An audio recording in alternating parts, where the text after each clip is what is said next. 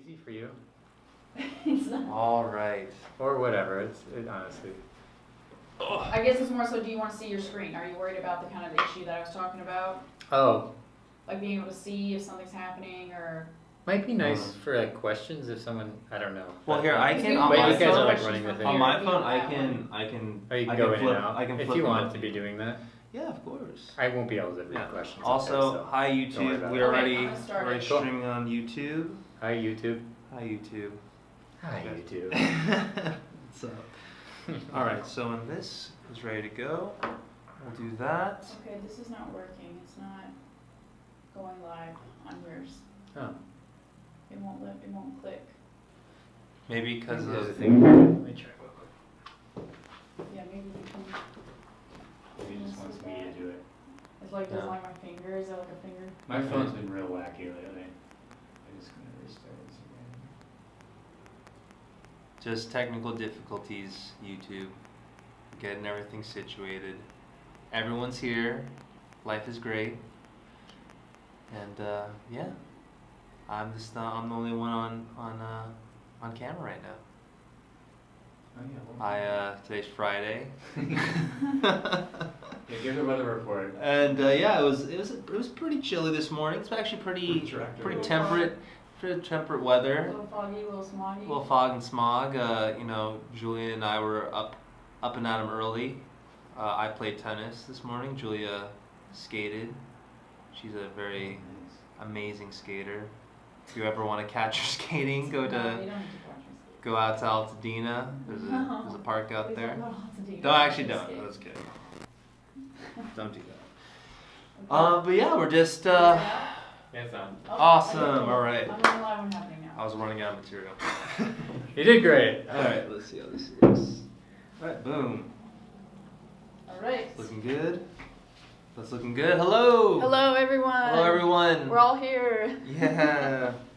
The only thing I wanted to do, of course, Let's see how it's looking. now I need to do it. Hello. Real quick, just typing in. I'm gonna put Hey the guys. screen name there for everyone who's tuning in. If you want to follow our guest. I'm gonna put his screen name here.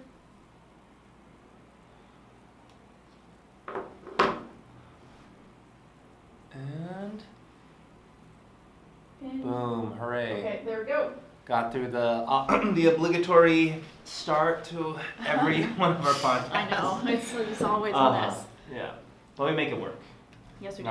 That's a good thing. So, Beautiful thing. you know, what are we doing? What are we doing here, Julia? Okay, so thank you guys for tuning in again. It is Friday night at 7 p.m. We're like, 8 minutes late. It's all good. It's all good. We are Nice streaming dress. here on IG Live. We are also on YouTube. If you prefer to watch on YouTube, the quality is a little better. It probably sounds a little better too. Mm-hmm. This is our 15th. 15th episode. Which is crazy. I Yeah. can't believe we're at Congrats, guys. we're getting there. Yeah, Yeah. we're getting there. 15th episode. Thanks for watching YouTube. Mhm. Yeah, what happened?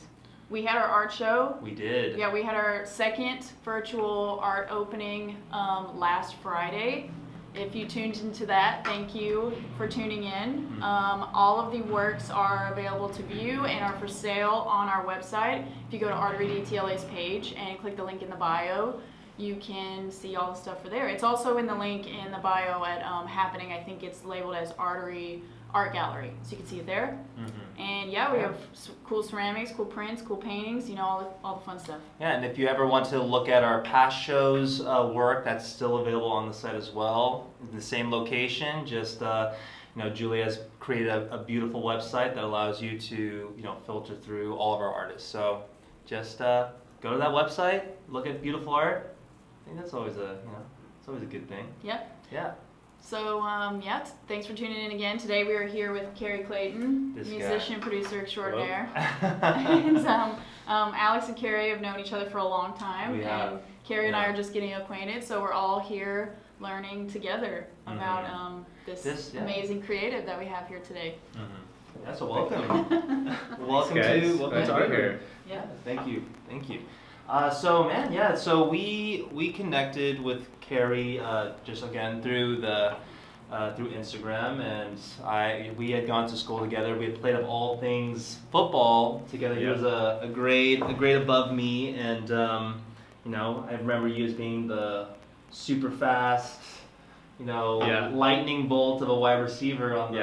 the No the pounds, team. but speed. Oh, Yeah. speed for days, Yeah. speed for days. Just don't get hit. Yeah, exactly. And I always looked up to you, and I thought that, you know, you were a great guy, and then, you know, as things happen, you went off to go to college, and I, you know, flash forward to now, and I find out that you're in the music industry. You have amazing work, and I so happened to listen to one of your current releases, Underfoot, and I was blown away.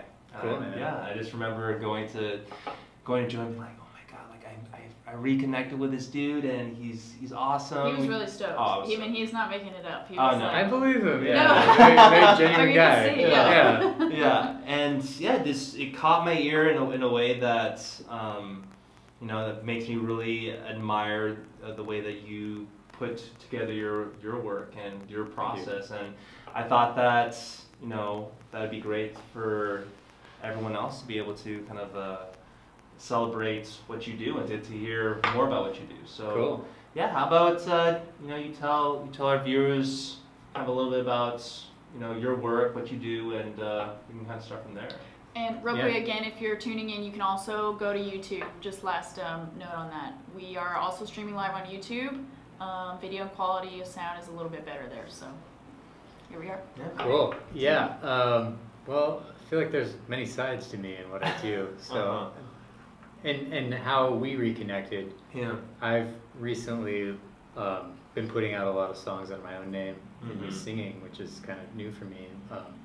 Really fun. I've been a you know, touring guitar player, musician, and music producer for a long time, but it's only in the last like year and a half that I started releasing songs under my own name. Mm-hmm. So that's been a real new thing to discover for myself, and been really exciting to, you know, step out in that sense, and also how much more like you just get more to work with when there's Mm-hmm. lyrics. You Oh know? yeah. Because I had done some projects, man, I've been in a lot of bands and started a lot of projects, everything from electronic to kind of more rock stuff. Mhm. The last several years I've been touring with this this kind of like synth pop, indie pop band, doing North American and international stuff. And now I also do make music for like kind of more art installation type stuff. Oh wow. And also for a couple companies, like one being this one called Spiritune, which is like a workplace app. Mm-hmm. That's a fun medium to have to compose like 10-minute long things that like try to transfer someone energy. Oh, Um, interesting. Yeah, so all these are just to kind of give you a lot of like Uh-huh. a day in the life for me can be like wearing so many different hats. Yeah. And you know, maybe in a vacuum I would say all I want to do is like my music, my solo stuff, but I would say working with so many different artists and in all these other contexts, that's given me more refinement in what I want to put out as an artist. Oh, without a doubt. And also it helps like refresh, because if I'm just in my own head all the time, Mm-hmm. that can get weird. Oh. And stale and all Yeah. that stuff. Yeah. So it is nice to like have a creative project that I don't necessarily have to own. You know what I mean? Oh yeah. I feel like you're able to kind of give more freely for those kind of projects. It's almost like during like school projects, you almost kind of, at least personally for me, it's almost like I was more on top of things because of the fact that it wasn't just like it wasn't my thing. It's kind of funny how, like you said, like there's certain things that you can kind of get caught up in your own head when it comes to projects in that kind of a way. And maybe it's like the closeness of it being to you, or not having someone else to kind of bounce ideas Yeah. off in that kind of a way. I think it's lots of stuff. Yeah, not all that stuff like perspective is a tough thing to maintain, and I've like come up with some games to play for that, like Oh, really? like making like, you know, if you're writing a song all the way through to like I usually mix my own music too. By the time I'm mixing something, it can be like really I've heard the song like 100 million times in different ways, and then that's just like, especially vocals can be like trying hearing your own voice Oh. a million times. So I like try to play this game where it's like I'm almost hiring myself as a mixing engineer to just try to see it in this one specific way, and not like the continuum of the whole process. Yeah. Because there's always like a little bit of doubt, especially in the mix. It's like, is this even a song anymore? Like, I don't know what. What is this This thing? just sounds like noise to me Yeah. at a certain point, and then you get over that. You just like trust that, no, like that initial thing I saw or heard in my head, like it was really, there's something there, and then it's like nice when you share it and people like get it or like appreciate it. That's Yeah. Oh no, I mean, I think your work is phenomenal. I think for the past, like gearing up to having you on the show, we've been definitely, having you on repeat throughout the whole, throughout this whole like past couple of weeks, and it's nice to see. I don't know. I mean, for me personally, I think your sound is very unique, and to hear that you only kind of took up, or I mean, maybe you can tell us like how recently did you take up doing your own vocals, like. Sure. How long ago was that? Well, in earnest for the last year and a half. But like throughout a long time. Like tried singing on stuff, but like maybe I just didn't feel right and like wasn't super confident with it. Well, what made it change then? I don't know. It's just. Oh really? It was just it was like I'm ready to kind of do this and like. You somehow found a way to break out away from yourself, because I'm sure Yeah. we're all our biggest blocks, right? Oh, we're all without getting doubt. away. Totally. It's like you're saying, get in your head and things get stale and you start doubting everything when you're in it too long, and you somehow found a way out of it. Yeah. Well, maybe on Maybe that not. point you just no. You were right to say that, and also, like, guitar is my main instrument, and I've toured with so many amazing singers, and I think that might have weighed on me a little bit. Like, like I've just been surrounded by such great voices that I'm like almost like, why even try? They're like so great. But then I don't know, just kind of like slowly dawned for me, like, no, I have like my own thing to say, and then I kind of realized like a lot of my favorite singers just like aren't good singers. So it's like, okay, like the classical sense for sure. Yeah. And a lot of times you can glimpse so much more inflection and personality out of a less like perfect trained voice. Yeah. Go ahead. I was just gonna say we had a musician on, and she was also the first performer we had for our first show, Sonia, and she said basically the same thing about like to hear the humanness almost in a voice that's not like perfect or quote unquote flawless. It touches you. I think it touches you in a different way. Like it's nice to see something that's like technically proficient, I guess if you can apply it to a voice, but to have that, I guess it's the rawness of it. We were also just recently with Peter, talking about Kid Cudi. Oh, and yeah. Kid Cudi has such a, like, there's something nice about his voice, but it's like, it's not really a good voice.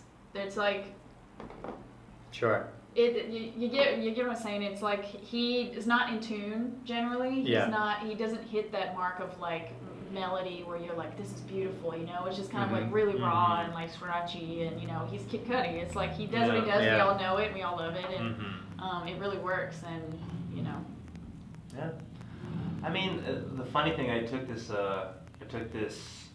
workshop. I was doing filming for this one yoga teacher, and so I was doing the filming aspect was for her online class, and then she had like an in-person class, and so she had a bhakti singer come on, and we basically go through chants, and then at one point we'd all lead the chant, and it was interesting to be like put in that position where like I feel like everyone kind of goes through that like me sing like it's Sure. like, get can out be of embarrassing. here. Yeah, it's something. It's very puts you in a very like intimate, vulnerable like part of yourself, sharing that kind of the freedom that it takes to kind of like really sing. And it's interesting the way that he described it was that like you can tell when someone's singing from the heart, or like when the notes or the lyrics are really connecting with the person, Mm. and you can even hear in terms of pitch and strength of the voice and clarity, it changes. It was so interesting, and you see how people change when they kind of allow themselves to kind of get out of that mindset. So I guess Yeah. another question for you would be, Mhm. even now, do you have that issue? Like, do you ever have an issue where you're like, oh, like, I don't know. Oh, if sure. that- Hey, so Yeah. can you check that it says it ended? Oh, that's on his, Okay, on sorry. his, yeah. Oh, mine Oh, did. yours Yeah. ended. Yours Should I ended. restart it? Sure, if you want. Alright, we are got- filming we got a dual streams going on. here. Yeah. We're dual streaming, guys. Probably someone else called me. We're pretty epic right here. Oh, it's- Oh, look, I think- someone's I think giving you a ton of you- hearts. On this one. Does it need that It magic needs touch? a code now. Does it have a fingerprint? Yeah. Can Should I just run over there real quick? Yeah. Yeah. 'cause I- Sorry, guys. We're getting there, guys. We're We'll getting see there. if this works. Yeah. If not, no worries. Thanks for all the love, guys. Yeah. All that beautiful. Oh, look at that. Yeah. That's awesome. This is Yeah. of course, thanks for your Okay. patience is the nature of live stream. You know, So, it just it's all dandy. basic, you all know? dandy and Yeah. whatever you want to call it.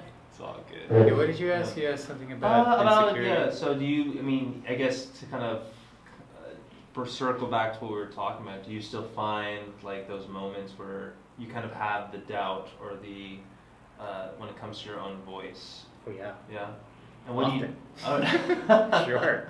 Interesting. Yeah, I mean, right now in this era, I mean, with the solo stuff, I really haven't performed much with it. So it's Oh like yeah, definitely. the singing I've done is usually, I think, at most in a background context or Mhm. like a song here and there. Mm-hmm.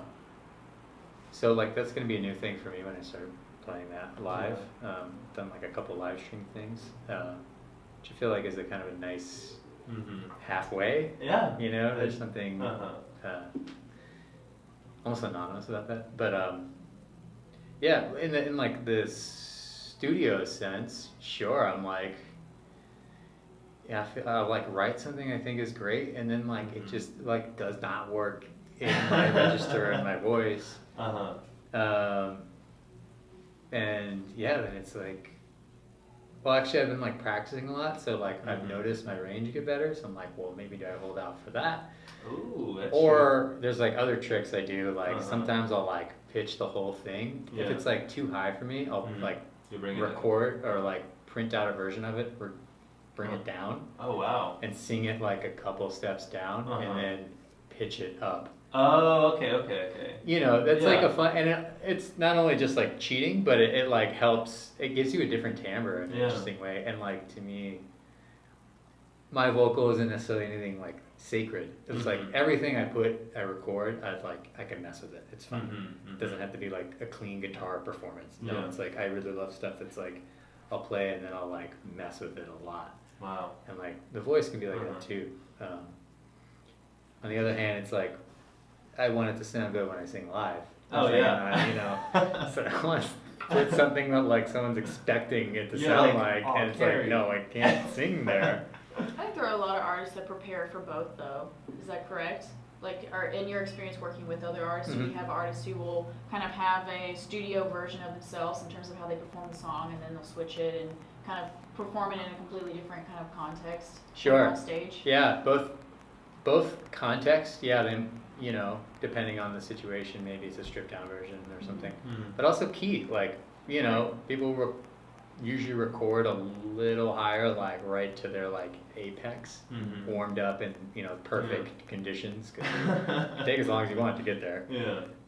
But in a live, they might take it down a few steps to like Mhm. make sure they nail it and Mhm. account for you know any nerves or whatever. I Right. think that's that's the brilliance of a live show.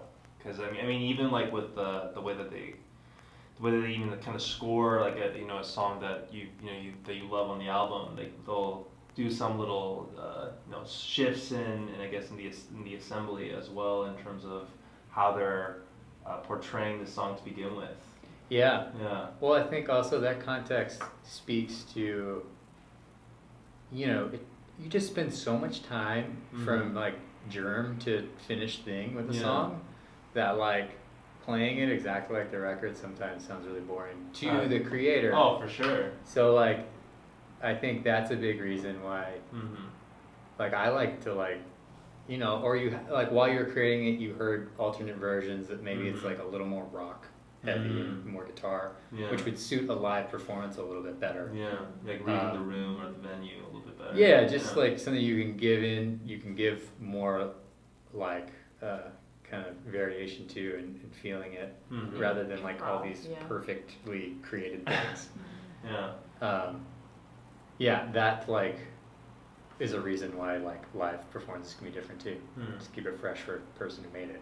So that brings you to the questions like, let's say like whenever you unleash these awesome songs of yours in a live setting, Yeah. your work is very layered. Would you Yeah. say so? So Oh, yeah, how would definitely. you go about I guess showing that or presenting your music in that kind of way? Like, would you have like a live band behind you? Would it be more so like, I mean, I've seen certain artists that they literally have their whole set around them. They kind of create the Just beat. preset it. Yeah. Tune it. Yeah. Yeah. Push the buttons.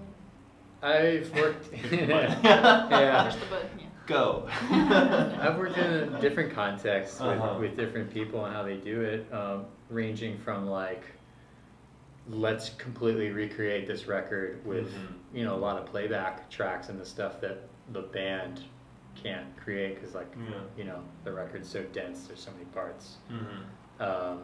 And that gives you like the full spectrum, like even bigger than the record because you have live musicians playing on top of it. Oh, for sure. To like, you know, the solo act acoustic. Yeah. I probably right now envision it somewhere in the middle Mm-hmm. with maybe there is some like pre-recorded elements just because there's so much like production Yeah. elements in it that Mhm. that you just like can't make it live. Like, Yeah. a reverse guitar thing is just like Yeah. goes against how Yeah. time works. Yeah. Exactly. You know, and so stuff like that I feel is important. But then again, it's Mhm. also fun to like try to represent the musical idea Mm-hmm. with a guitar or something, or like Yeah. an instrument that you just like immediately can play. Mm. So I don't have a clear answer on that. No, it's. I mean, I'm sure But it's going to be I- ever evolving. Yeah, at some Yeah. point, I'll when the live show gets ready. Just let us know. We'll show up. Cool. Yeah. Be there. We'll get to appreciate it in person. Right on. Yeah. So that's also, I guess that brings me to another question. Yeah. When it comes to live, like since we're on the topic of live performance, and you went to school, you went to a musical school. Yeah. Yeah. What was the name of the school? I went to University of Miami. University of Miami. Yeah. And they have a music branch. Yeah, Oh, the cool. music part's called Frost. Frost. Cool, Yeah. cool. So when it comes to that, do they discuss these kind of things with you? Like, okay, like if you want to be a live musician, you can take like live music 101 or something like that. Like how does that work? Well, I actually Yeah. studied jazz guitar performance. Uh-huh. You know, I'm really grateful for the education I got. I learned so Yeah. much about music. Thank you. And at the time, I was thinking I was just gonna like become a jazz player. Damn. And I moved to New York, and a couple months in, I was like, nah, I want to do like, Really? because there's just so much other music I love, Oh, it just was drawing you. and it just, Uh-huh. yeah, that stopped calling me. Mhm. But in terms of like, you know, they teach you stuff like, you know, I mean, you know, playing in bands and being as like versatile as you can. Mhm. It's like they really prepare you to be like a working musician who can like go Yeah. into any context Mhm. and like do a really good job. Yeah. Which is a really awesome skill. It's like getting really good at your craft, Mhm. but it doesn't necessarily teach you like artistry Yeah. or business, you know, for that sense. You just like have all these great like skills. Mhm. So in terms of like putting together a live set, yes, in some ways, Mhm. maybe, but it was like in a kind of a jazz context, Interesting. which is just like, you know, no playback. It's all just Yeah. like, it was like a lot of people I would be playing with in college outside of class that would kind of Mhm. like start to prep my mind for that. Wow. Interesting.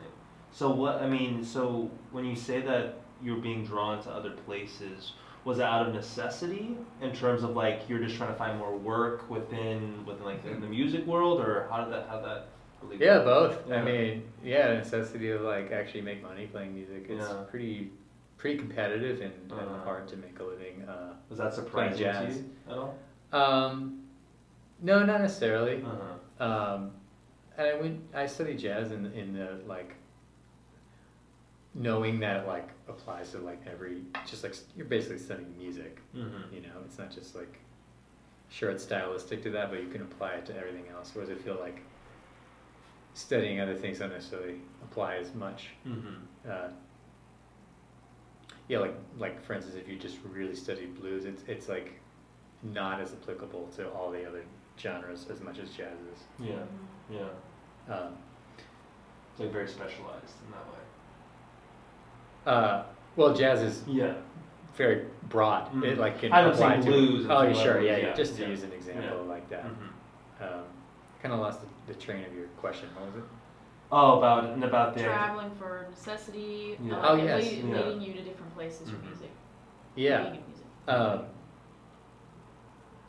Yeah, it was both out of like having to feed myself and Mhm. just like growing up. I love so much music beyond jazz, and it's like I think after going to school that becomes so much of your focus. Oh yeah. But then getting back out into the world, you're like, wait, there's so much other music I love, and Uh-huh. yeah, it kind of reawakened a lot of stuff for me. Nice.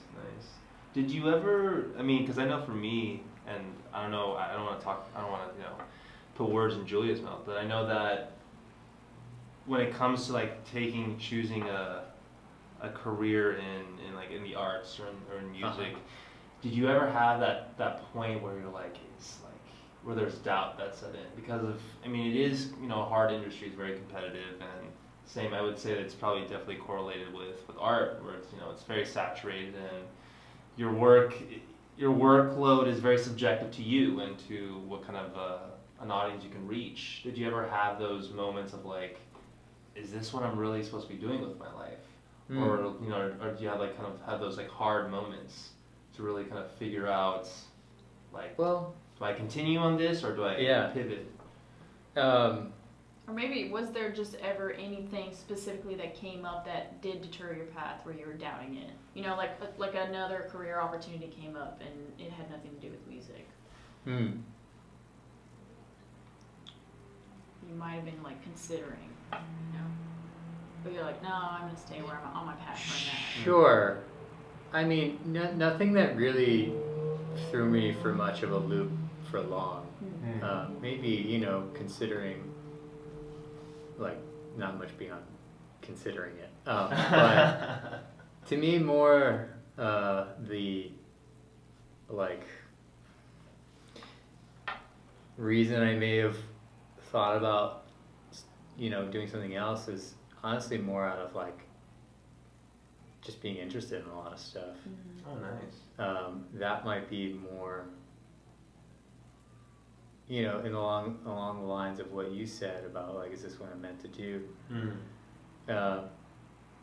That's just I think that's a really hard thing to answer for anybody is what you're meant to do. Yeah. Because how are you supposed to know any other way than what's happening? Like, yeah, that's a very true statement. it's so hypothetical. Yeah. That it just like that kind of, I think reflection and you're diving deep on yourself and like what matters to you is really important. But I think the like, is this what I'm supposed to do question can lead to a lot of anxiety and despair.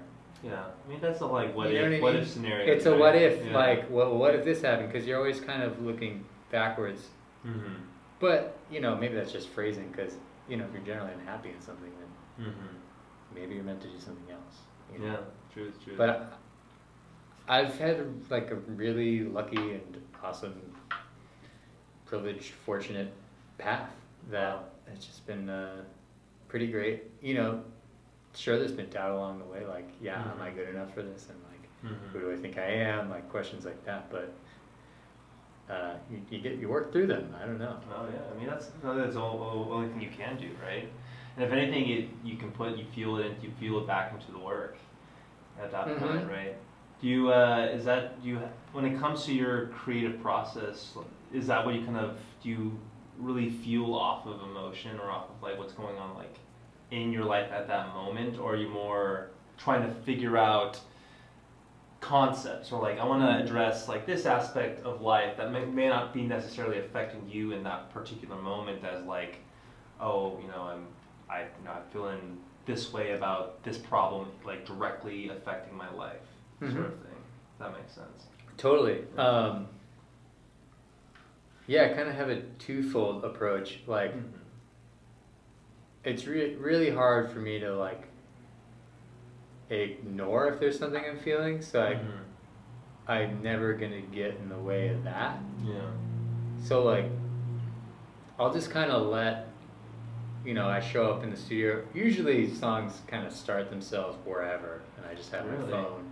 Uh-huh. I'm just like ready for it to come, whatever. I'll just like sing a little bit of idea. I'm like, okay, that's enough. That's like, if I'm lucky, sometimes words come with it, maybe not. Sometimes it's just like, here's the baseline idea, and like, sing. And then it's like, listening back is usually just nonsense. But a lot of times it's like, oh yeah, and now I hear it in a different way. I know where to go with that. Yeah. But like letting those moments happen. And I've found like, if I'm like at home and that happens, and then like I can go to the studio really quickly, sometimes like a song will come out within a few hours, and like production and stuff too. It can happen really quickly. Yeah. Because I'm like pretty dialed in with like what I like the the colors I like to use and all that stuff. Yeah. So when I'm in that zone, I'm not like necessarily thinking overall themes. I just like let what's gonna happen. Yeah. And then as now I have hard drives full of songs, and I'll periodically go through and listen to stuff and start to organize them. Like, okay, these kind of have like a similar mood and theme, and some of the lyrics could talk to each other. Maybe I'll rewrite some of them to like be together, because I really do like thematic collections of stuff. As opposed to just like a ton of random songs, which is cool too, but I just try to like, at least for me, to have some sort of meaning and like chronological sense of what's happening, even though it's not necessarily chronological, but just like bodies of work as opposed to just like a string of stuff. Yeah. So it's kind of two ways for me, like that first kind of emotional, letting that happen, and then the more like organizational presenting side takes over and starts to package stuff. It's almost like you have this burst of inspiration, and then you kind of, through that that time span of, like you said, of collection of that inspiration over the years, then you can start to curate and really kind of figure out where it's coming. It is really just like a burst. Like I can't direct it necessarily. Yeah, it's like a shotgun blast. Yeah. As opposed to like a sniper bullet or something. Exactly, yeah. Weird, I don't know why I use those analogies, but I can't. We're in America. Exactly. It's always, I guess maybe because we're talking about, what's that movie? Goodfellas. Right? Oh, yeah. Maybe that's what brought it up. Okay, just checking. Just checking. Is that what you did with, in terms of your most recent projects, with Matinee and then with your album, which was called? Oh, Blind Eye. Blind Eye, yeah. Yeah. Yeah, it was. And to me, those two are very different. That's how I hear them, at least. Like, Matinee is way more summery and dreamier and floaty. Blind Eye is like, at least the lyrical content, and it's like a little grittier and darker. I mean, there's a lot of like one of the songs is written about that scene in Fear and Loathing in Las Vegas. Have you guys seen that movie? Oh, yeah. Where they're in the bar and everyone's like lizards. The lizard people, yeah. And they're like eating each other. Yeah. I'm like, yeah. That's great. What? I mean, let's focus on that. What brought that about? What made you think about that? Putting or writing a song about that particular moment in that movie? Yeah. Well, maybe it was misleading in that, like, it wasn't like I had seen that movie a long time ago. And I was working on this song called Black Suits about Mhm. like. A lot of times, honestly, I also start writing lyrics, and it's not like I'm gonna write about this. Oh yeah. It's no. like, Yeah. you know. You find your way along the Yeah. I mean, I write on my phone, so I look like Uh-huh. this, and I'm just like listening to it, sometimes singing into a mic, and like Mhm. just trying to step out of the way and Yeah. like what words are coming out right now, Mhm. and then trying to write a ton of stuff, and then maybe formatting it. But Mhm. like that ended up turning out to be a song like kind of about larger business powers that Mhm. suck people dry. Oh wow. It's Yeah. like pretty dark subject matter compared to like Uh-huh. Matinee. So those two songs didn't belong in the same record Oh, to me. not at all. Yeah. For sure. But Blind Eye is like all kind of in this little bit like Big Brother apathetic kind of Mm. zone. Mm. And was that because you were feeling that like that kind of emotion, or like things were going on that kind of affected or influenced that, or Yeah, Trump. yeah, Trump. Fucking Trump era. Trump era, yeah. There's like all the songs reacting to that time. Interesting. That in the same time period I was writing some of the songs for Matinee. Uh-huh. So like Interesting, these yeah. things don't happen chronologically. Like every Uh-huh. day is different, and like Without a doubt. some days you feel great and it's life's paradise, and then Mhm. other days it's like, oh wow, how are we not all dead? Exactly. Good questions. Yeah. Seriously. Yeah. You see a direct difference, I think, even just in the album art that you've chosen. Totally. I mean, from between the two, I mean, Mhm. even, like, I looked at Blind Eye album art again earlier, and I was like, wait a minute, like, this Yeah, is super... It's interesting that they both. I was like, yeah, they Yeah. correlate in terms of Uh-huh. how you talked about your albums before, and what they kind of, like, what you felt like they feel like when you're Mhm. listening to them, and how you wrote them, and I was like, I see it. Like, Yeah, just the correct. red. Yeah. Yeah. Red, of course, is like such a powerful color and so Mhm. many emotions. So Yeah. I mean, Yeah.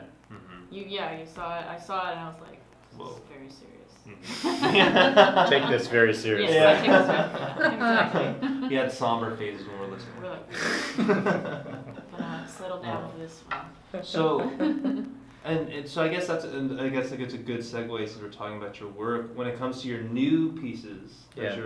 you're releasing, Mhm. what kind of I don't want you to give too much away because I can't wait to Sure. we get the full body of work. But what headspace are you coming from with these new songs? A lot of it was coming out of a relationship that ended that lasted Uh-huh. for 4 years. Yeah. So, on the surface, it's kind of a breakup Mhm. collection of songs, but Yeah. not all of them are about that, and honestly, a lot of them were about just kind of like that was the longest relationship I've been by far. Mm-hmm. But a lot of it was just kind of re-examining other relationships that I'd been in, and like just kind of patterns are like just sometimes when they're ending, like the ending can sneak up on you. So Mm. the album's called Gradually Suddenly. Gradually, suddenly. Yeah, Wow. and that like, and honestly, that's also probably related to my starting to sing and like release this Really? music. Oh. In that it was something like I wanted to do for a long time, Mm-hmm. and it was like just kind of percolating, Mm-hmm. and then when it just felt like the time, it's just like I have the kind of personality, it's just like all in. Yeah. And now just like really focused on something. Uh-huh. But to get back to the new record, like Underfoot's like a real, I think that song really Mm-hmm. encapsulates that title. Mm. It's like really chill verses, and then Yeah. like that chorus just like slams into you. Yeah. And that was actually like I had experienced my first panic attack ever. Wow. I woke up in the middle of the night Mhm. from sleep with like a crazy chest pain. And I was like, I am dying. I think I Yeah. have a heart attack. Wow. Yeah, No. I'm like a healthy guy, but I've never felt that before, so Yeah. I didn't know. Yeah. And then I even called an ambulance, and Oh, like, damn. Well, but then I think yeah. they had seen it all, and they were Uh-huh. like, "You sure you don't have GERD?" Or like, someone test something. I was like, "I'm pretty sure," and they're like, "You're okay." Uh-huh. I went to the urgent care the next day, and actually it was like this at like a, what do they have out here? City MD. I don't know. I forgot. I was Yeah. in New York for so long. Uh-huh. But yeah, just whatever. In urgent care, you just Yeah. walk in. Yeah. And the doctor there was like, just a total, like, guardian angel. And like, he Oh, just man. almost had like a therapy session with me for Mhm. 30 minutes in this walk-in clinic. And Wow. just really went through all these things. He's like, yeah, you're just like, you kind of just been sacrificing, you know, a lot of what like you've been feeling Mhm. for like achievement, you know, Mhm. which is really valued in this society we live in. Yeah. So like you just need to like step back and pay more attention to that, and that was like a huge thing.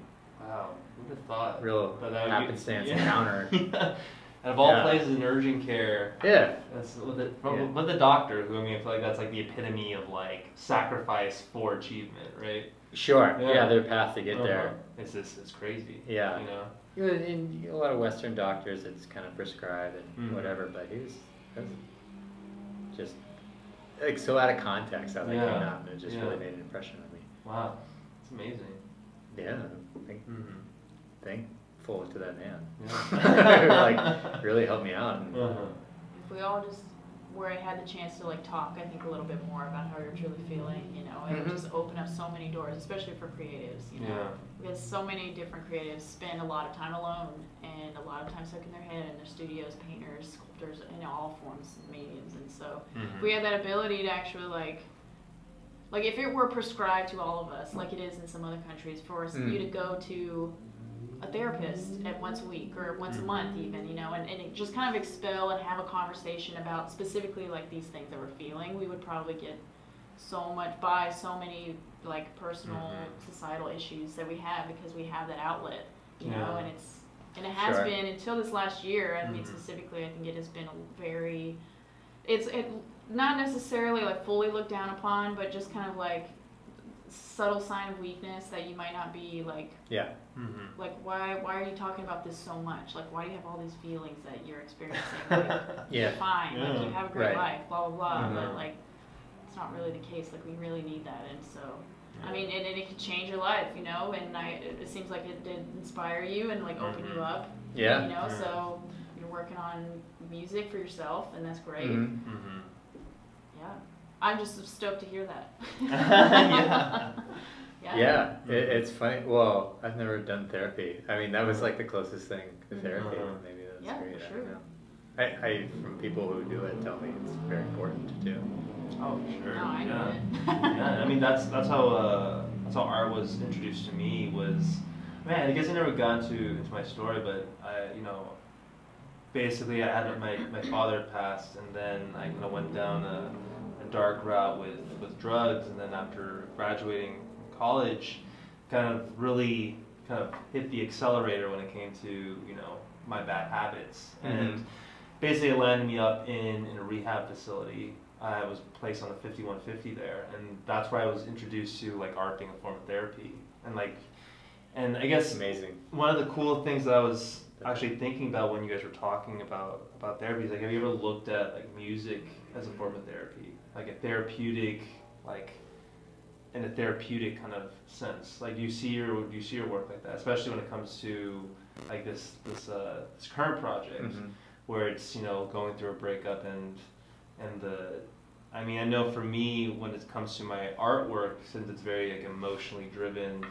I look at each piece as the beginning of an emotion. It's very messy, and then it gets refined, and then there's like resolution. And so I was just wondering if you have like a similar experience, or how you look at your work, I guess from a therapeutic standpoint. Yeah, I mean, that's probably why I haven't gone to therapy. It's 100% therapy for me. Like, yeah.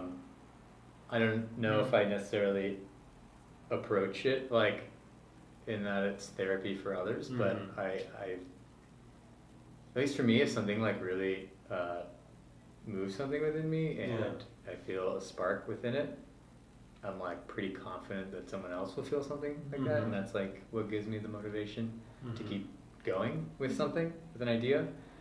And for me, it can be incredibly healing, like completely cathartic. One of the songs that I wrote was like, I just totally broke down. and it just wrote itself in like 15 minutes. It's crazy. Wow. It's just like this. Yeah. It's almost like this song needed to like get out of me. Yeah. And I mean, it's a journal. It's like, yes, you know, if exactly. anybody's just writing a journal to write a journal, you know, they're not making music out of it. That's like, that's your version of it. Yep. Right. Yeah, totally. It's like an enhanced journal. Like you get to like, because I mean, It's way more visual. I mean, not necessarily that it's like, it's visual, but not, and visceral. yes. Yeah, yeah, totally. Because you can, I mean, you know, we can all listen to instrumental music and it moves us. It's like you don't need the words. The words are almost just the, you know, clarifying what the music's saying if you want. Right. In some cases. Yeah. Yeah, I mean, I think music therapy is really interesting, and I've like made like kind of like sound bath type stuff before. And in New York a long time ago, I used to play for yoga classes. Oh, really?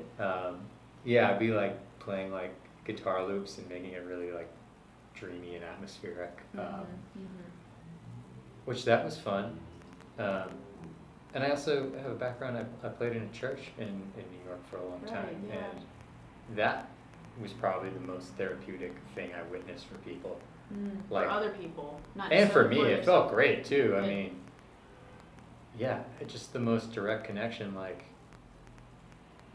something I would play on guitar would immediately like cause a scream out in the audience, and like, you know, someone's like feeling something and they're Yeah. working through something.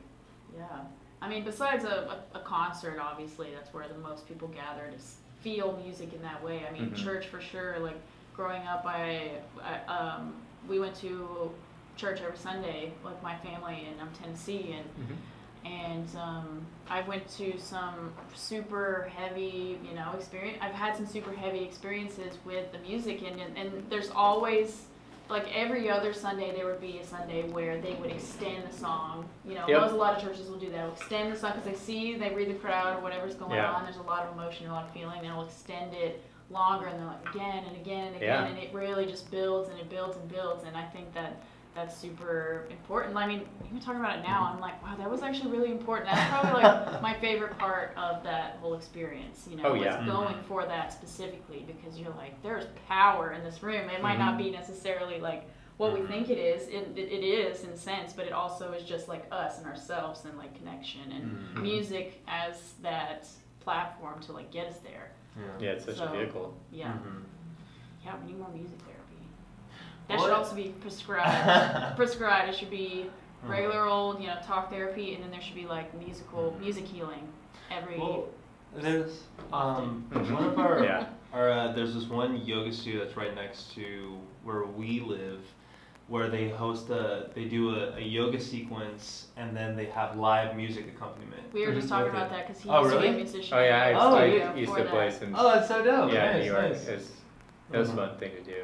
Yeah. Yeah. Would you ever consider doing something like that again? Sure. Yeah. Yeah. Do you have another question? Since I was thinking about the gong, have you ever used those kind of instruments in your pieces, or been like interested in like those kind of like? I'm always interested in a gong. Yes. Yeah. Well, it's actually funny. I played this festival a couple years ago called Electric Forest. Oh yeah. It's yeah. like great. Yeah. The band was That's playing in with. Michigan, right? Yes, in Western near I Holland. know some friends who went. So and also near dubsteppy Holland, right? and Is that crazy. what you said? It's near Holland, Michigan. Near Holland. Oh, I was like also the country. Yeah, of sorry. Holland. Holland, It's also in Holland. Oh, there's Michigan. another one. Okay, sorry. Go ahead.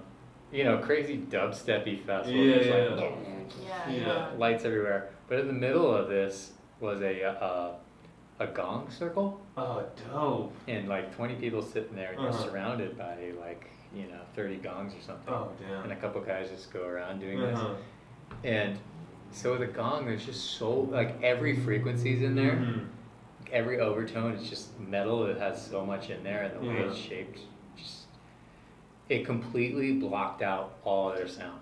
That's so like cool. loud, Yeah. crazy festival, Yeah. open air shit, Uh and all I could hear was like a huh.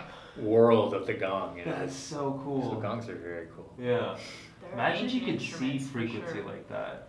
Imagine like our eyes were attuned to like actual frequency. I bet you you're literally like in a bubble of like sound. If you were able to like actually be able to see like a physical manifestation to sound, like almost like how you see it in like water when water reverberates. Yeah. Imagine you can see that like when we're talking, you're seeing like sound waves emitting toward you or something like that.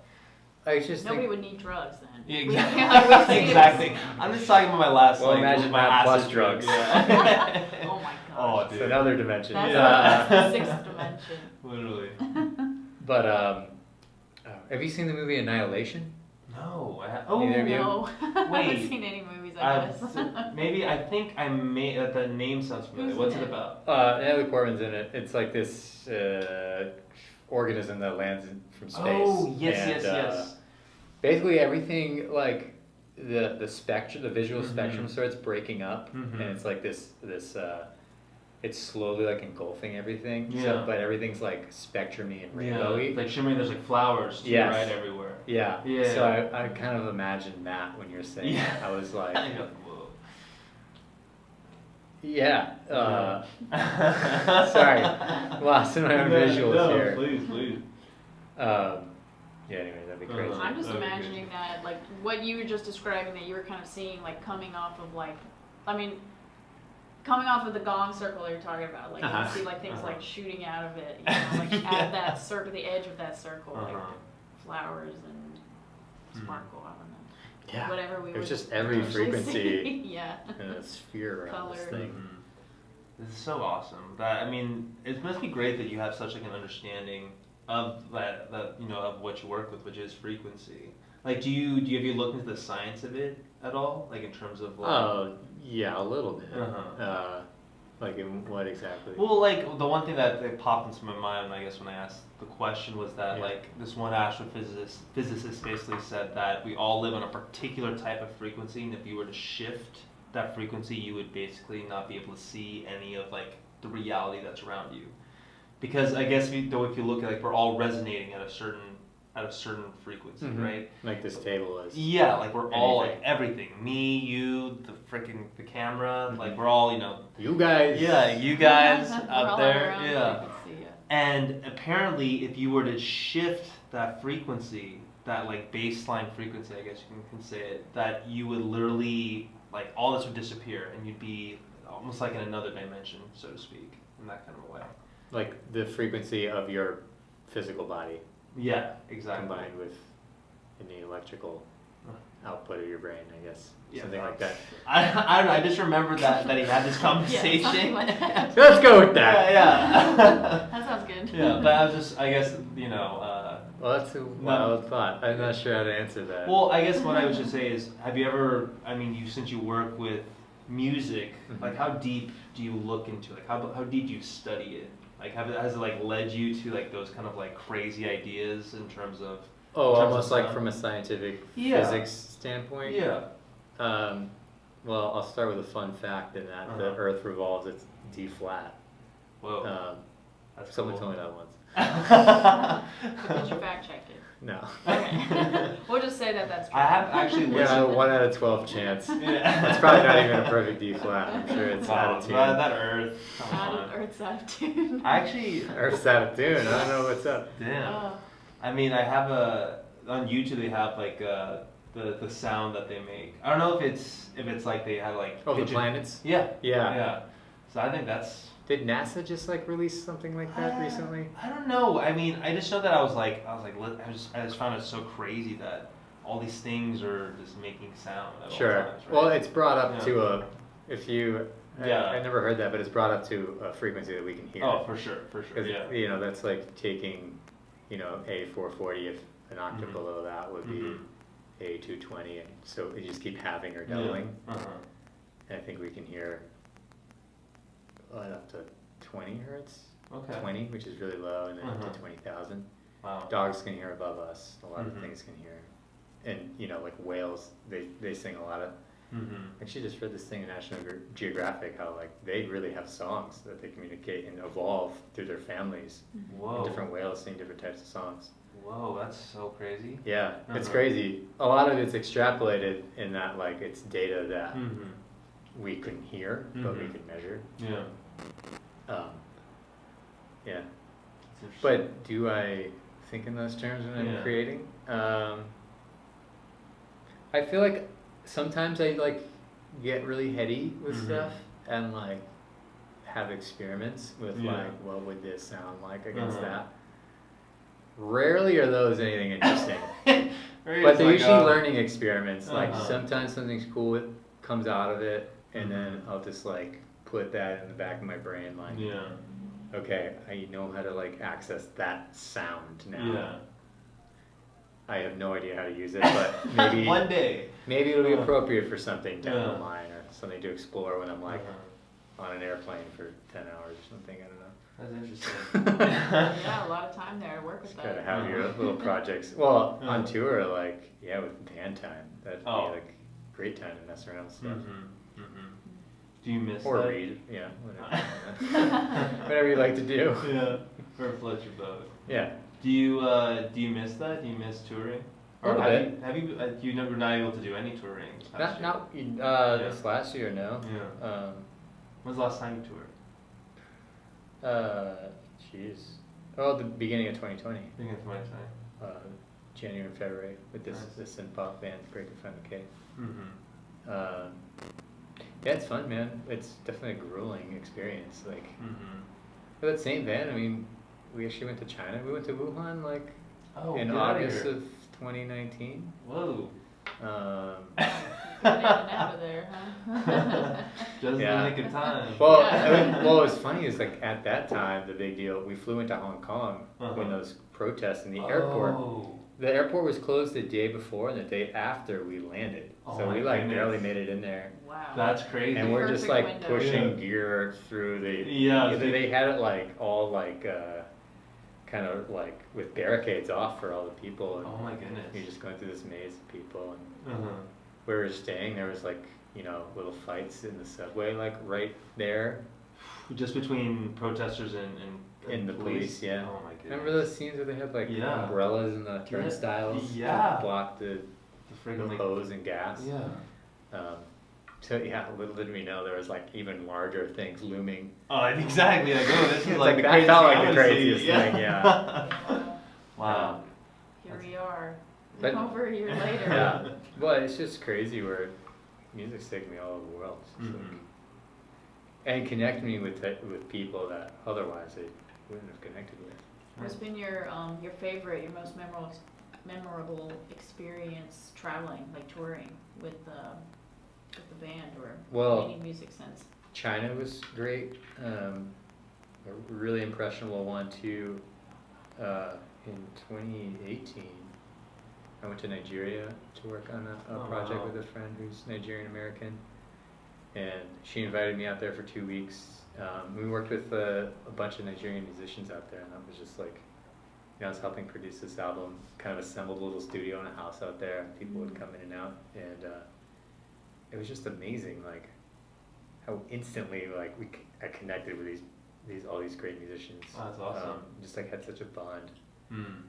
immediately, and it was pretty cool. There were like 3 guitar players, including myself, on this record. And it's just like, that with the wrong people, that could just sound horrible Oh, because yeah. there's just no space. But like, it just felt it was all the right people. Nice. And like such a sense of like space and give and take that was like perfect for that.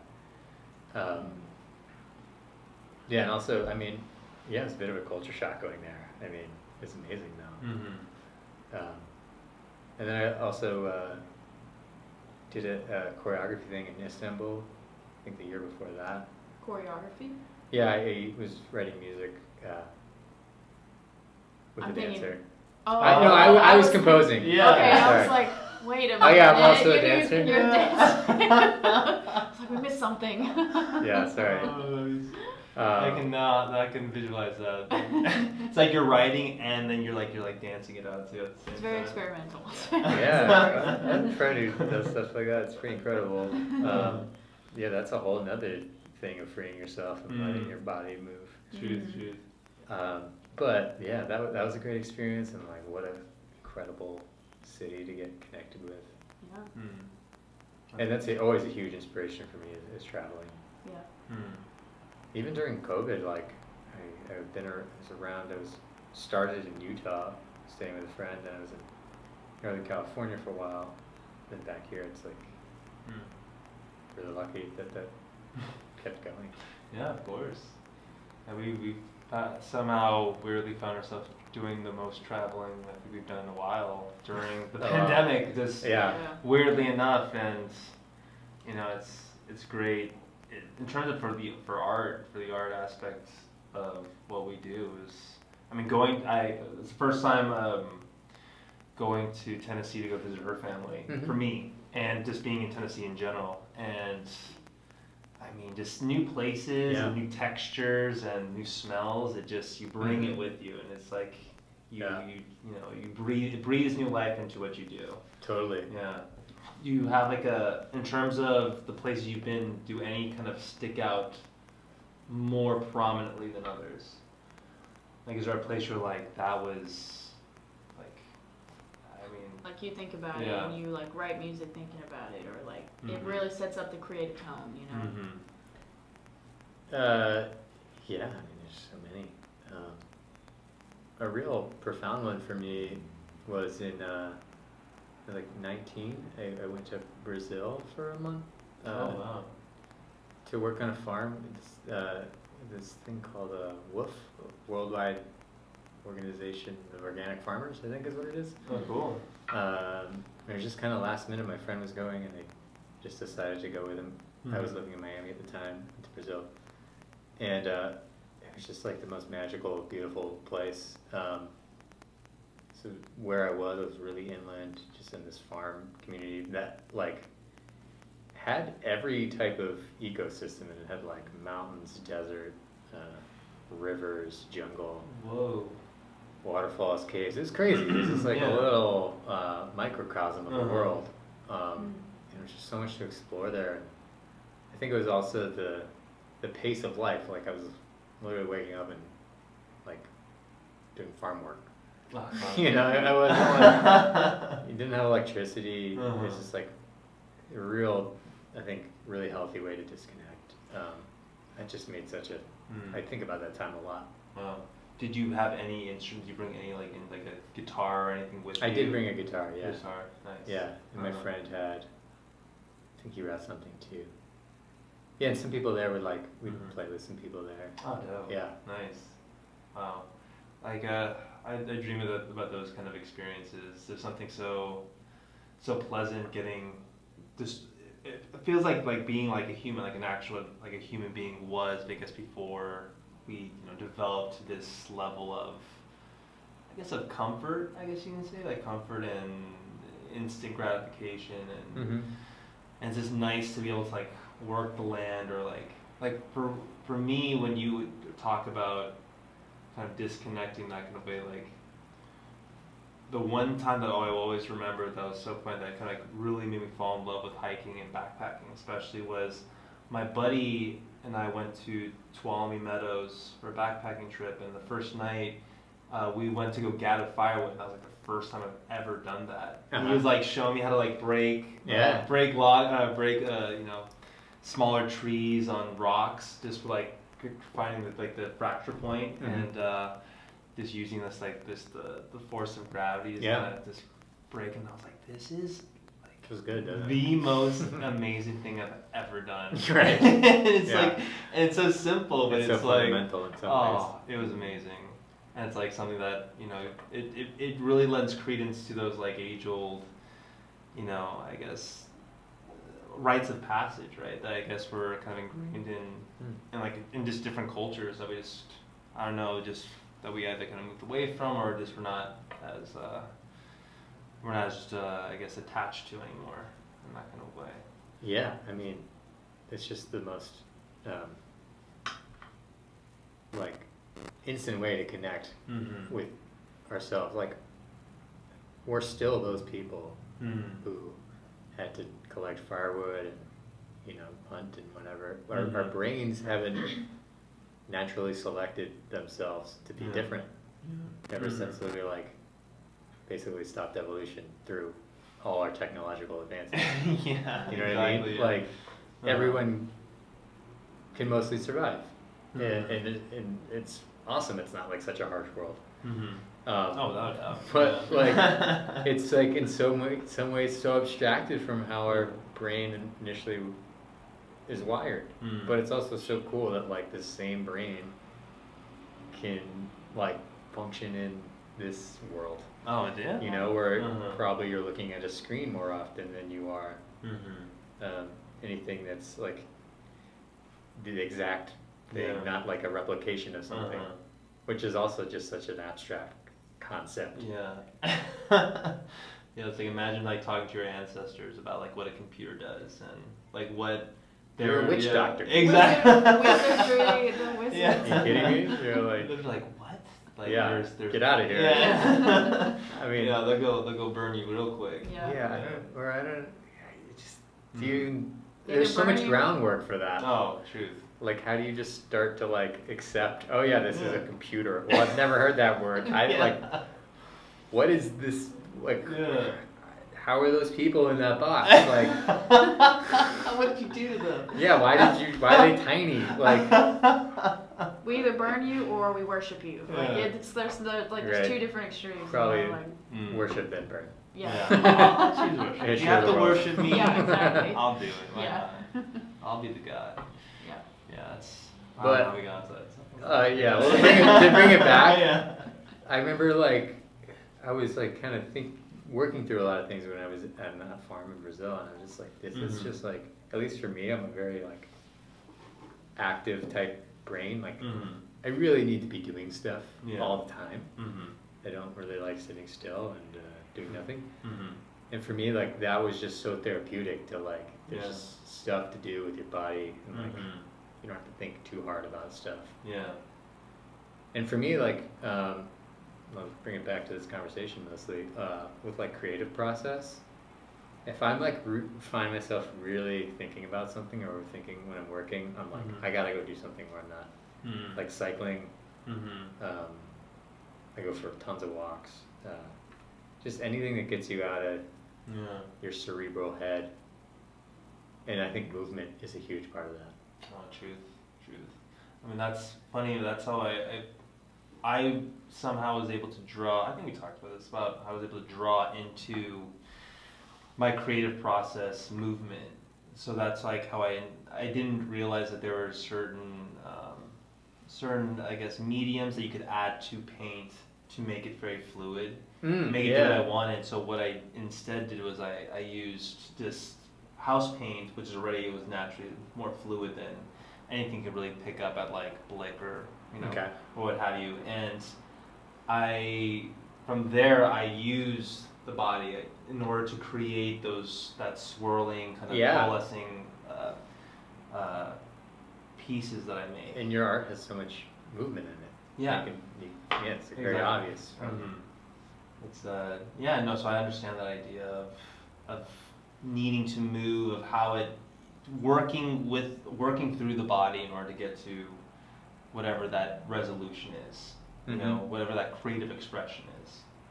Yeah, I'd be curious to hear what you think about that, because you're, in terms of your work, at least when you're painting, it's very like you have to be so still. Like you should see her sometimes. She's like, I could turn to Just- stone. Yeah. Literally, like Uh-huh. with my process. I mean, Mhm.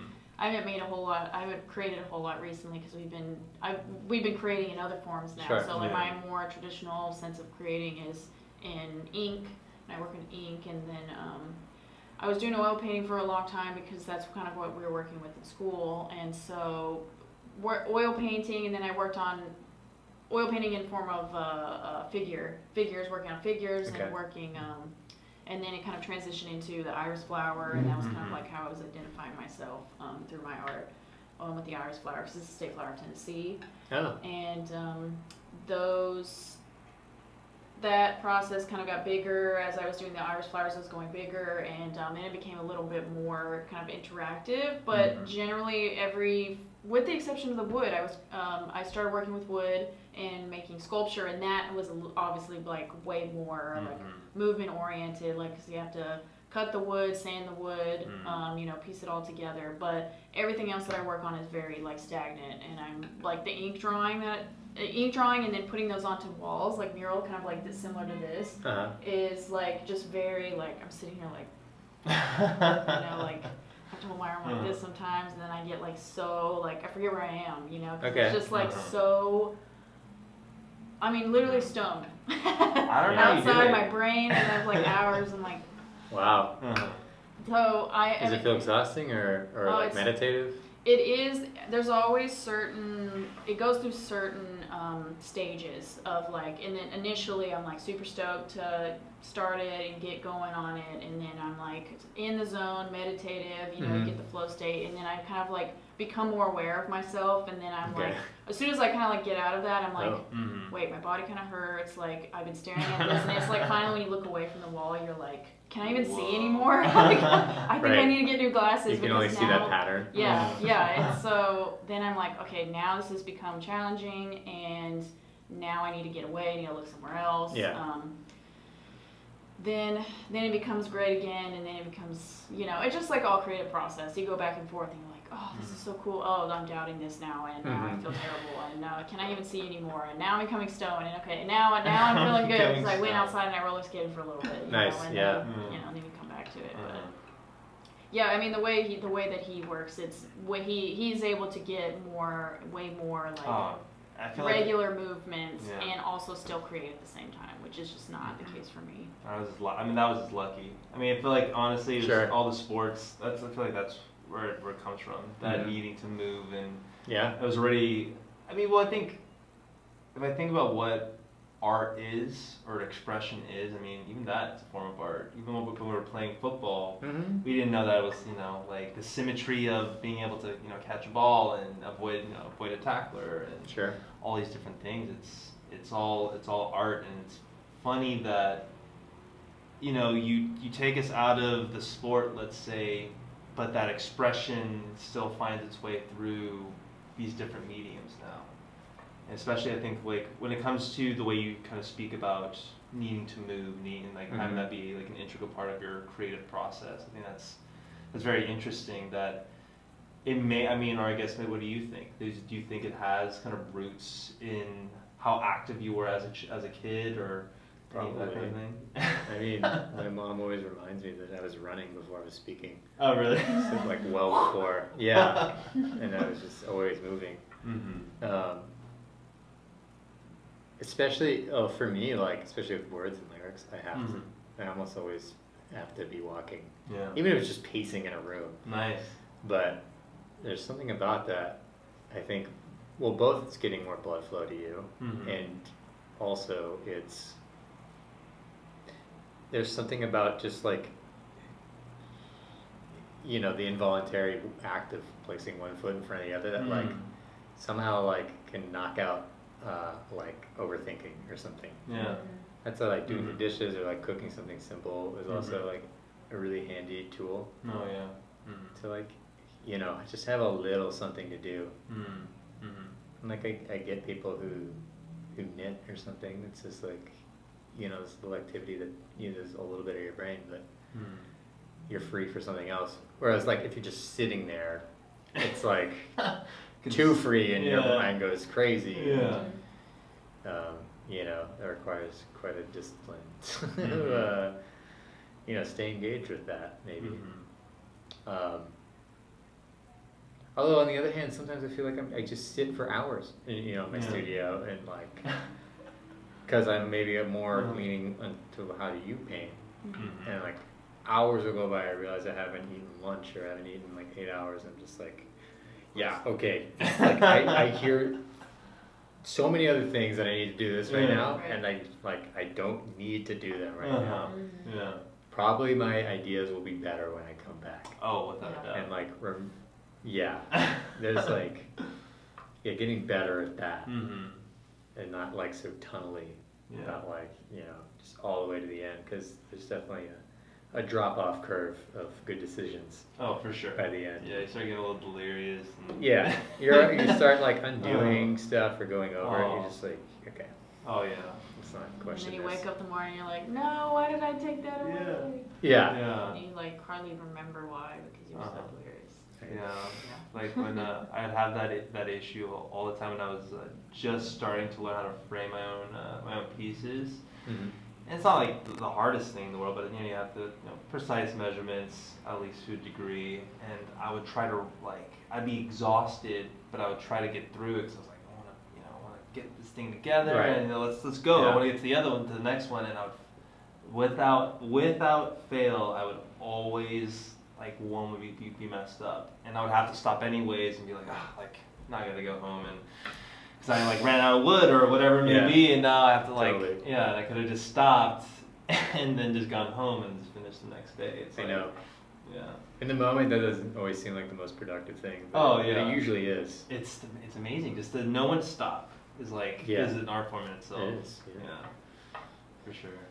Yeah. What time do we have, guys? We're at 8. Ooh, we already went over. Oh wait, we don't have to worry about that anymore. Instagram used to have it so you could only film for an hour. Film for an hour live, and then the live stream would just cut you off. It would just count down and shut off. But now they changed it so you can film however long you want. I can film my life now. Yeah, whole life. Okay. Remember Periscope? Do you guys remember that platform? Oh, is that a... I've It was heard an of old it. one. It was like just Uh-huh. people would film themselves almost 24/7. Yeah. Doing Oh, I whatever. don't Oh, and you remember. get tips and stuff. I right? think so. It might have Yeah. been one of the first tip kind of. Yeah, tip oriented Yeah. situations. Tips? Yeah, Like people money. people pay Yeah. you For making your sandwich. Yeah. I'm aware of it, but I've never used it. I don't think it's Yeah. a thing anymore. It was like 4 Well, now it's years like ago. Twitch now, right? Like Twitch is like the new Periscope almost. Well, I think Twitch is a little more gaming Yeah. activity focused. Oh, This was yeah. just like people just be walking Like- around their Yeah. house doing whatever. Really? Yeah. Just completely Yeah. like you're watching an episode of Truman It's Show. like or something. exactly those Yeah. types I was gonna say. Well, I mean, it's. Did you ever It's get like hooked you're on onto that? reality TV show. Did you ever have a Periscope person you were like, this guy? I never know. I've never found anyone interesting enough to follow 24/7. Imagine. Even like No like one's that they're interesting. sleeping, there's No, like it's- you're just like focused, like wow. I Yeah. don't know, when I dreamed of that. Okay. They're like in bed twitching. Yeah. They're like, I bet they're dreaming about this and this and this. Well, what did and they this," do you know. earlier today? Yeah. They saw a dog to Twitch. Maybe.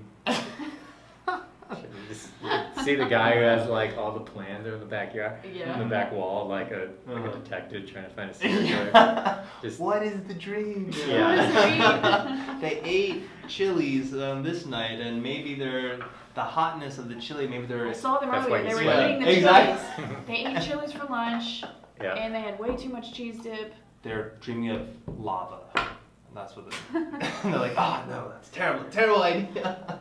Maybe they need to go to bed. Maybe. Yeah, Yeah. exactly. If you're at that point, yeah. Yeah. Therapy All would right. probably be good for that. Yeah. Anyways, well, again, what would you say? I mean, like one of the last things I wanted to ask you is, Okay. what to people who want to break into music? Yeah. What kind of advice through your experience, going through, I guess that exploratory first steps, like what kind of advice could you give someone? Is there hope for a musician in LA? Exactly. Well, Is there hope? Of course there is, but Well, I'll say on that exact question first. I think big cities like LA or New York can be intimidating, but there's also just more work. yeah, It's like a bigger pond with more fishes. yeah. Mhm. There is more opportunity. I mean, Yeah. yeah. Mm-hmm. Just gotta find those. I think you just have to be proactive in finding that. Sure. Yeah. Yeah. To answer your broader question, Mm-hmm. well, everyone kind of starts and comes from a different background and wants to do different things. And music is so versatile in that Mhm. sense. Like for instance, like just comparing it to visual arts, Yeah. it like as a musician, like you can like work as a musician, like for Mhm. instance playing event bands and doing all this stuff, which might not necessarily feel like you're making art. Mm-hmm. Whereas I feel like a lot of other art forms, there might be a pressure to immediately monetize your art. Mm. But in music, like you can, just by the definition, it's more community-based, like playing in these different groups and whatnot. Like you can get to know yourself and what you like and learn more creators through like literally working as a musician. Yeah. So I think there's a delineation to make between kind of musician and art in a sense. And maybe there's a bit of me romanticizing that. Because there's obviously a lot of overlap, like in my life alone, like, you know, I made a living as a musician. It's much harder to make a living as an artist, like selling your own music and all that stuff. But like, I love that I can still feed myself as a musician. You know, it still like feeds my art directly. It's not like a other random job I have to take. But that's also not the only path. Like I know a lot of people who will get a job totally outside of the thing because they want to keep their kind of art they make through music very sacred and not get burnt out on music doing something else that maybe they won't like as much. So it's really striking that medium. Yeah, and also just being really open to opportunities. Like I think I may have mentioned this last time. Like, kind of had this policy of like trying anything once, like with a connection or something, like doing a session with somebody, for the most part. And you never know where that could lead. Like, you do a gig with somebody, and years later they remembered you, and it something, a crazy opportunity comes up. Yeah. Which if you're like really weirdly selective and you're not sure if it's a good fit, you know, that's just not going to happen for you. It's like, you just like gotta kind of go a little more with what happens. Truth. Yeah. I mean, that goes back to just being like, you know, getting out of your own way, just to let whatever that thing is just flow through and then drag you along for the crazy ride that's life and you know the I guess the art that is life, right? There it is. Yeah, there it is. Exactly. Collaborate. Collaboration is the key. Boom. I say this every time, but collaborate with other artists. All mediums can collaborate and work together in some form, and it can be amazing. And we'll end it there. Yeah, it's a good way to end it. Well, thanks, guys. Yeah. Do you have a release date for your album? For Gradually Suddenly? Not officially for that, but there's a new song coming out. New song? Called Upstream, coming out May 28th. The May Friday 28th. before Nice. Memorial Day. Friday before Memorial Day, May 28th. Yeah. Be there. Yeah. On the internet. Yeah, on the internet. Be on the internet. Be on the internet. Follow Carey Clayton. He's an amazing artist. Yeah. Can't wait to see, you know, how the rest of the songs sound and, you know, just for the future. Awesome. Yeah. Yeah, you Sure. can hear his music on all platforms, I assume. All platforms, obviously. Wherever you like. Wherever you'd like to listen to. And, yeah. Stay tuned for more what's to come from him. And then in 2 weeks, we will have Kelly Whitmer. She is an artist that I admire highly. And we will be interviewing her at her studio in Joshua Tree, which would be awesome. Ooh, yeah. So, Very cool. next, in 2 weeks from now, we will be in Joshua Tree. Can I come? Yeah, come on through. Yeah. Any trip to Joshua Tree. Yeah, I know. please. We're actually we're supposed to go do a studio visit with her on Sunday. Cool. And Yeah. we're already gonna have a buddy, one of our buddies come, and we're gonna think about camping for like one night. So she's throwing a party unbeknownst to her. Yeah. Oh, suddenly. Yeah. I know. Our camping arrangements are your guest room. We're gonna bring it then. Yeah. So, thank you guys again for tuning in. We appreciate everyone who is out there supporting the arts and making art themselves. And go to our website, Artory DTLA. You can click the link in the bio, and you can see all our amazing artwork that we have for sale from our artists, from Patrick, from Linda, Miguel, Jose. Yeah. Who else you gonna mention? I mean, All of them. Those all are of them. And more to come, obviously, in the Yes. future. All right. Yeah. Thank you guys. Have a nice night. Okay. And See you guys.